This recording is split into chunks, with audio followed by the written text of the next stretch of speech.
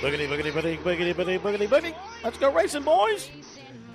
All right, we welcome in Jeff Owens into the fast lane here on Sports Talk on this Friday night. We always talk NASCAR this time of the program.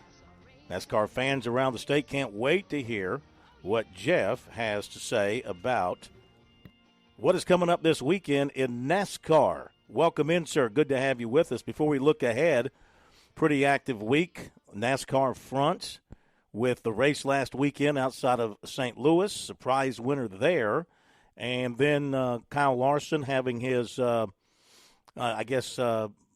his reinstatement so that he can participate in the playoffs coming down early in the week. Your thoughts on those two events from the last few days?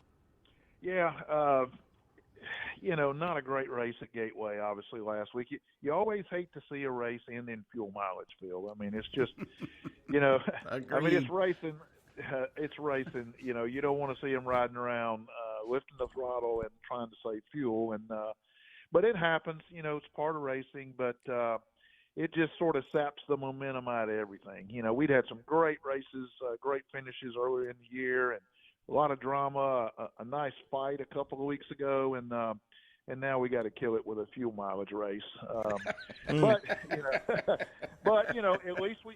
at least we had a little bit of drama there. I mean, Ryan Blaney looked like they played the strategy perfectly, and he was going to win the race. And then, surprisingly, he runs out of gas. I mean, they thought they were good, and they came up a little bit short, run out of fuel, and his teammate, Austin Cindric, winds up winning the race. So the Penske cars definitely had things figured out from a fuel mileage perspective, and the race sort of played in their hands. So tough break for Blaney. Austin Cindric sort of lucks into the victory, and now he's got a win, and he's in the playoff hunt. So good day for Penske Racing there. The Larson thing, not real surprised. I think they had to grant that waiver. I think it would have been awful had they not done that. As we talked about last week, I mean, Kyle Larson couldn't do anything at all about the weather and the way things played out, and he brought a tremendous amount of exposure and publicity to the sport by trying to run that double. So I just think it would have been wrong to not grant him that waiver, and fortunately they did the right thing. Do you know at this point if he plans to try to do it again next year? Well, I think he could now. He certainly could now once they've resolved this. I don't think they've announced that yet. It certainly wouldn't surprise me. I think he had a great time doing it, and he was competitive. I don't know that he was going to win the race, but he was running sixth when they pitted under green, and he got a pit road speeding penalty. And basically that occurred because he had not made a green flag pit stop the entire time he'd been up there in practice or anything. So just a mistake. I would not be surprised at all if they don't try that again. Jeff Owens in the fast lane with us here tonight on Sports Talk. And Jeff, news out yesterday that Front Row Motorsports is going to buy one of the charters from Stewart-Haas Racing, paying $20 to $25 million for that, and that evidently is a bargain because of the amount of charters that are available. For those of us who aren't plugged in immediately into NASCAR, what exactly is the difference between being a team owner or a car owner versus buying a charter from another team? How does that – I'm assuming that's another race car for Front Row Motorsports, but what makes it different since it's a charter from Stewart-Haas? Yeah, well, a charter is basically your franchise. That's basically what it is. It's a team, and it's your franchise to own and operate that team. And that was something NASCAR did years ago because basically what owners were finding out is when they went to sell these teams or to get out of the sport, they had nothing of value to sell. So a charter, is a franchise, and it guarantees you're going to be in every race, and it has other perks, financial perks that come with it. And that was kind of one of the benefits of Stewart-Haas getting out of the sport. They're able to sell. They had 4 teams, so they're able to sell those 4 charters and at least recoup some of their investments. So that's the plan. Front Row Motorsports was widely rumored to be one of the teams that was going to purchase a charter.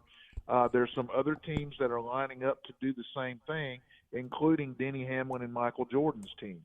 If you want to start a new team now, that's the way to go do it, is to purchase a charter from somebody else, which guarantees your sponsors you're going to be in a race. So good move by them, and I think they're going to – I think Stewart-Haas will wind up selling the other three here in the coming weeks and probably get about the same amount of money.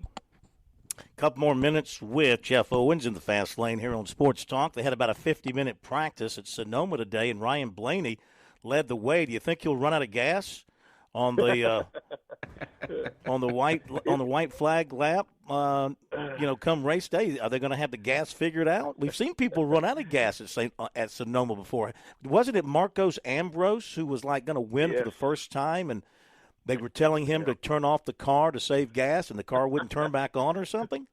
Yeah, I think that happened to him twice out there, actually. He stalled on the track one time. It's very common out there because, road courses are much longer tracks than we see on the ovals. I think Sonoma's about 2.5 miles, something like that. It's not out of the question at all, and we're almost guaranteed to see another fuel mileage race in some form or fashion, because that's part of the game out there on the road courses.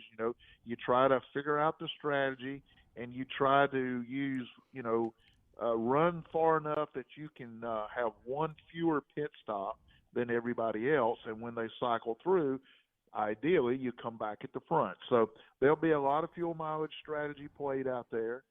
There will be guys that'll probably run out of gas, and hopefully you get a late caution and it at least bunches the field up and they can race for it. But fuel mileage will be a huge factor out there, and inevitably there will be somebody who will run out, and it'll probably cost somebody. So hope it's not Blaney 2 weeks in a row.